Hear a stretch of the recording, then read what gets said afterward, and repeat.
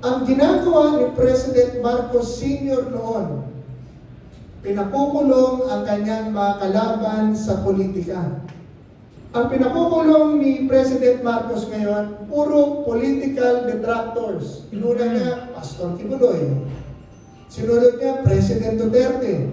Ang sinusunod ngayon, Bongo Bato. At ang lahat ng mga grupo na politically nagdidisent sa kanya.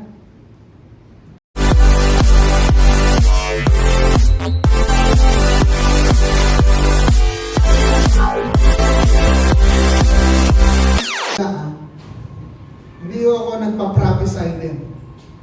Binabasa ko lang po ang panahon ayon sa mata ng banal na kasulatan. Ako isang pastor.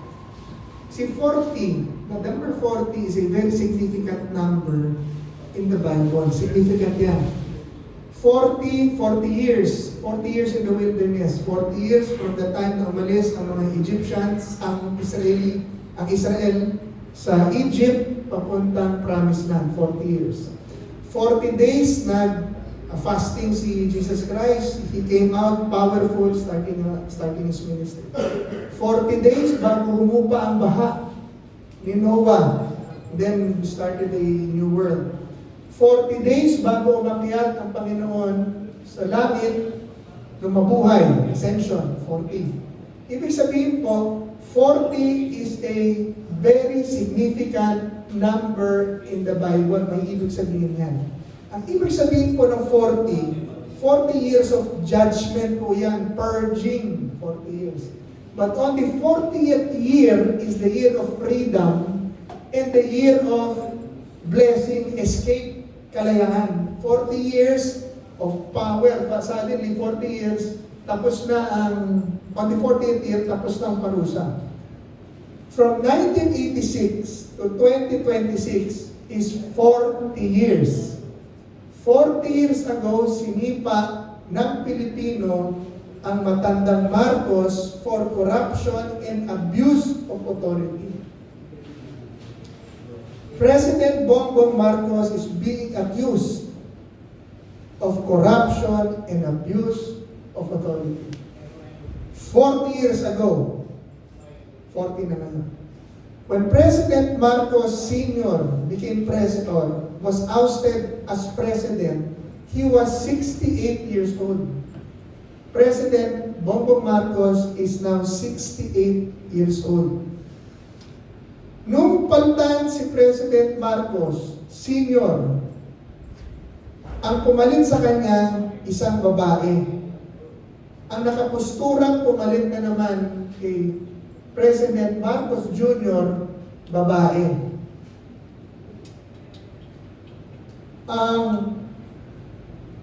Ang ginagawa ni President Marcos Sr. noon, pinakukulong ang kanyang mga kalaban sa politika.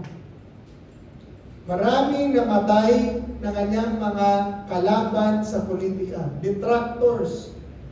Ang official number is 3,200 plus na namatay. EJK. Ang binintang nila kay President Duterte, EJK, 6,000 official. Inakasuhan si President Marcos, 30,000 daw ang namatay. Marcos Sr. na EJK. Puro political enemies po yun. Mga komunista, detractors, political dissenters. Inaakusahan si President Duterte Sr., President Duterte, ng 30,000 deaths na mga kalaban, pero officially 60,000 ang namatay sa drug war. Magkaiba. Ang torture survivor ni President Marcos Sr., 35,000. Political torture. Survived 35,000. Pinakulong niya 70,000 in 21 years. Puro political detractors, political enemies.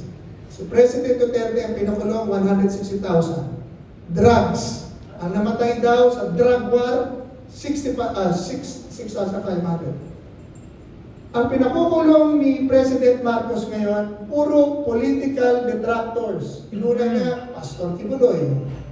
Sinunod niya, President Duterte. Ay sinusunod ngayon, Bongo Bato. At ang lahat ng mga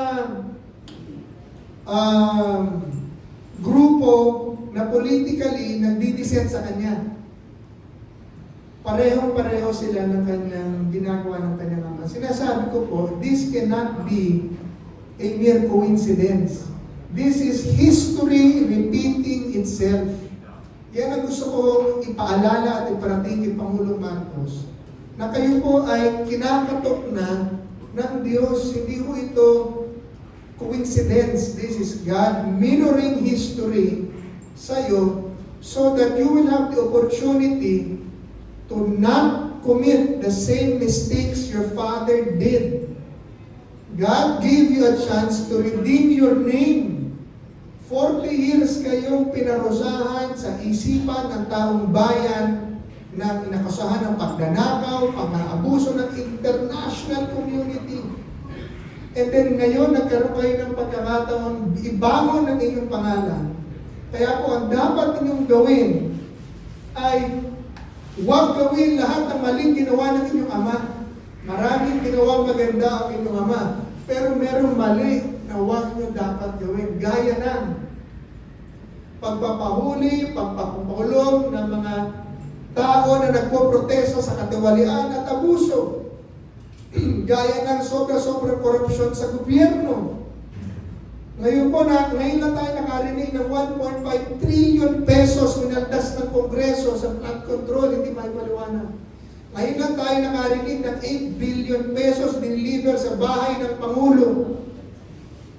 Ngayon lang tayo nakakita na pagpasok ng 2022 niya sa pwesto. Alam niyo ba bakit po sa dami ng inikot ng Pangulong Marcos Jr. na bansa sa buong mundo para mamuhunan sa Pilipinas, walang nagmaterialize. Zero ang nagmaterialize. Lahat ng nangako, walang nagmaterialize. Alam niyo kung bakit?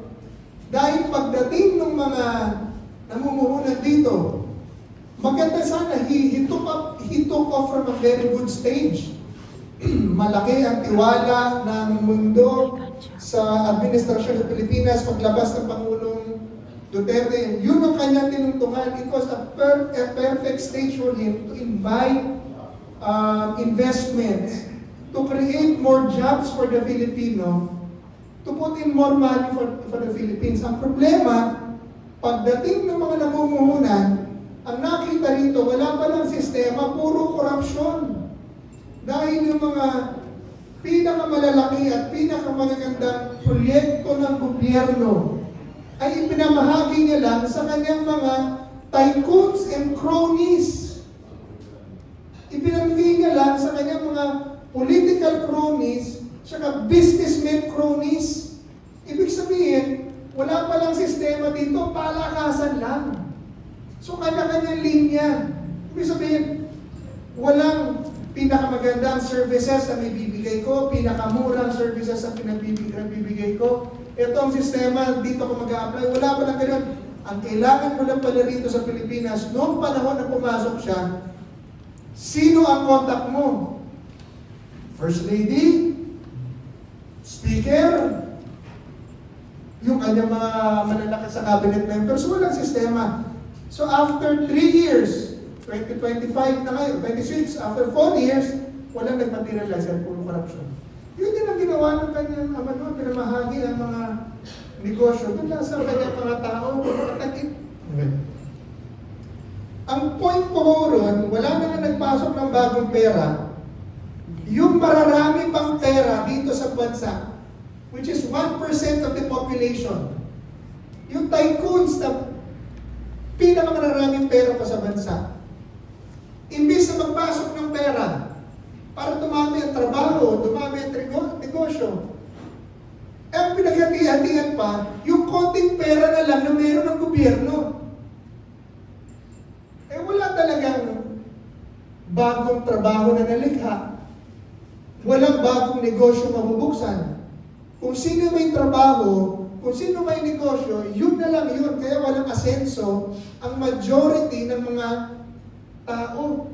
50 million workers. Walang choice kung saan pwedeng pumunta para magkaroon ng mas magandang trabaho. Yung mga negosyante na meron na, hindi na po nadagdagan. Why? Because of corruption. Yan po, si President Marcos now has, 3 years? 2 years. 2 years to go. At kaya ko po sinasabi ito, hindi para manira, pero para paalala sa inyo na meron pa kayong 2 taon na baka kung gusto nyo magbago, pwede pa. Dahil kung hindi kayo magbabago, itong salamin ng kasaysayan na nakikita natin ginagawa ng Diyos, tandaan po natin na mas malupit magparusa ang Diyos at kasaysayan sa mga tao na sinasabi na kung ano dapat mong gawin niyo pag ginagawa.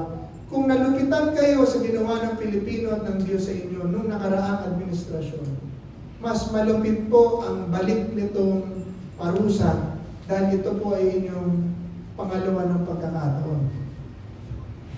Yan po.